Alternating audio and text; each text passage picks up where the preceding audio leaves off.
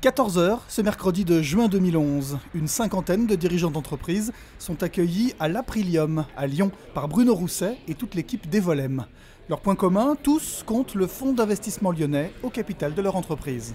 Et on va vous remettre des documents. Le rôle d'Evolem lors de cet après-midi, mais c'est aussi le rôle de façon générale d'Evolem, est plutôt être celui d'un catalyseur qui va permettre à la fois de rassembler différentes personnes, mais aussi de nous poser les bonnes questions, de repartir avec des idées à mettre en œuvre dans nos entreprises. Cette année, nous avons choisi le thème de la croissance des entreprises, parce que bon, c'est un thème qui me tient à cœur.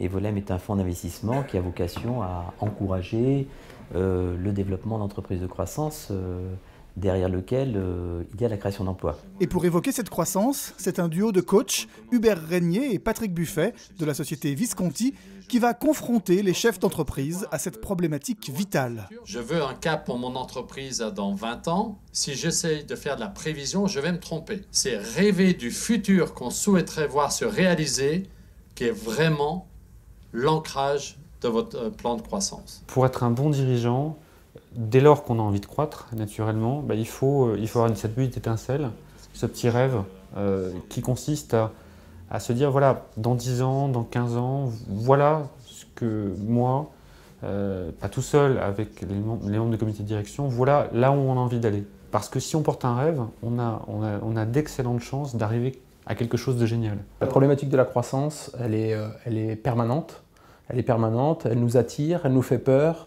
On est sans cesse en train de rechercher des solutions pour accélérer la croissance, la maintenir, l'accompagner.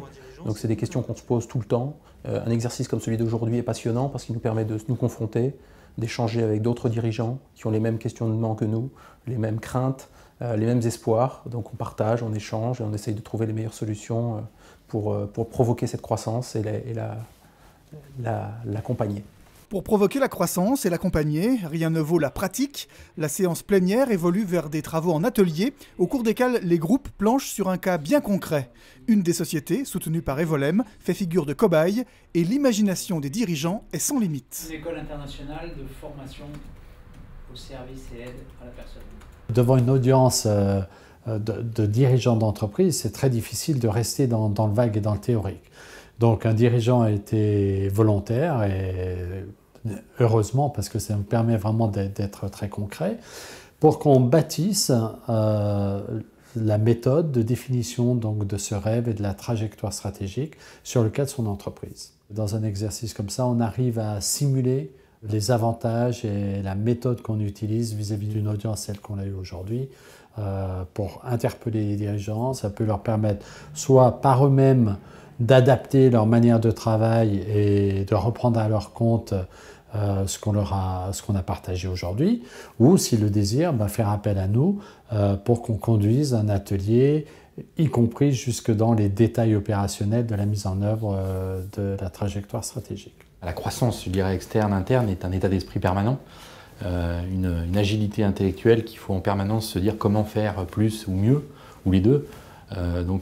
Forcément, c'est un état d'esprit dans le sens où on doit être en permanence en quête de nouveautés par la conquête au développement, et donc on peut appeler ça de la croissance, à tout niveau, croissance humaine aussi, de s'entourer, de se développer pour pouvoir être plus fort et faire mieux et plus, qui est à mon avis une belle définition de la performance d'une entreprise. Après plus de 4 heures de travaux, la session se termine, mais pour les dirigeants présents, l'aventure de la croissance ne fait que commencer. L'objectif, c'est de ne pas s'arrêter là, et donc c'est d'être en permanence sur une vision d'un marché, tout d'abord, une vision économique, une vision de développement, une vision stratégique humaine également. Une journée comme celle d'aujourd'hui, elle aide au niveau psychologique, c'est-à-dire qu'elle va éliminer, gommer un certain nombre de freins qu'ont les dirigeants, que nous avons tous personnellement, qui font qu'au finalement on va être naturellement conservateur, et donc ça aide à dépasser ces blocages psychologiques classiques qui n'ont rien d'exceptionnel pour